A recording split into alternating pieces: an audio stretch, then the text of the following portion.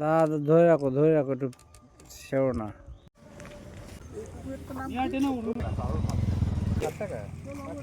যাবার বেলায় রামচন্দ্রপুরের মাঠের পুকুরের মাঠের মাছ। এটা হলো রামচন্দ্র, তা বেশ কেজি চারে খাবে না না বেশি এরকমই হবে।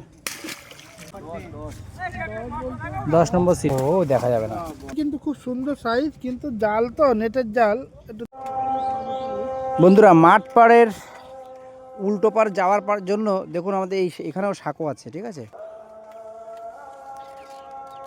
আমরা কিন্তু চলে এসেছি, ধরেছি পিছনে দিতে হবে। ওয়াও অসম অসম, ওই আবার জলের বোতলে জল ভরে গেছে, এই জন্য আরো বেশি ওয়েট হয়ে গেছে। তুমি তো সব বাছাই করে মাছগুলো ধরেছিলে। ফাঁকা করে দাও, বোতলটা বার করছি, জাল এখানে ছেঁড়া রয়েছে। না না ওই মাছটা তো এইদিকে রাখো। তোমরা মাছগুলো সাইজ দেখুন, প্রতিটা মোটামুটি 3.5 থেকে 4 কেজি 5 কেজি তো হবে। পাল্লার মাছ তিনখানা, চারটে পাল্লা, চারটে মাছই 4 কেজি করে আছে, আর দুটো আছে মোটামুটি 1.5 কেজি। একটা ভালো করে ছেঁড়া দেখি। জাল ছেঁড়া আমি তো এক্ষুনি তুললাম, এই পার যেতে। দাদা আজকে তো তুমি ক পেয়েছো? কত পেয়েছি হ্যাঁ, অবশ্যই। তা এইটা বাড়ি কোথায় আপনার? কত টাকা টিকিট করে পুকুরে? 2,500 টাকা। একটু পিছনে আসে বন্ধুরা।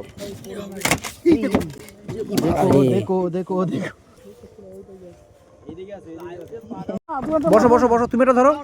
আরে এটা থাম্বনেল বানাবো। সমেত পড়ে যাবে। হ্যাঁ হ্যাঁ ঠিক আছে, ধরো না, কিচ্ছু হবে না।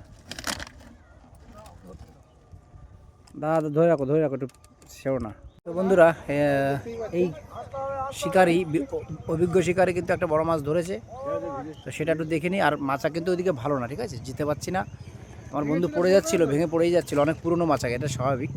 তো পড়ে গেলে কিন্তু খাল বিল সাইডে, ঠিক আছে, পজিশন ভালো না, ইঁদুরে কামড়াবে। কাকা বলছে ইঁদুরে কামড়াবে নাকি। তো কাকার মাছটা দেখে নিই। এই যে আমাদের কাকার মাছ, দেখেছি একটা মাছ হয়েছে, একটা মাছই নাকি সাইজের, 2,500 টাকার টিকিটে। সুন্দর সাইজ নিয়ে কোনো কথা হবে না, কিন্তু পাতলা পাতলা মাছ খাচ্ছে শীতের বেলা তো। ওদিকে মাছ হয়েছে, ওদিকে মাছ ধরে যায় এখানে চলে যেতে পারে।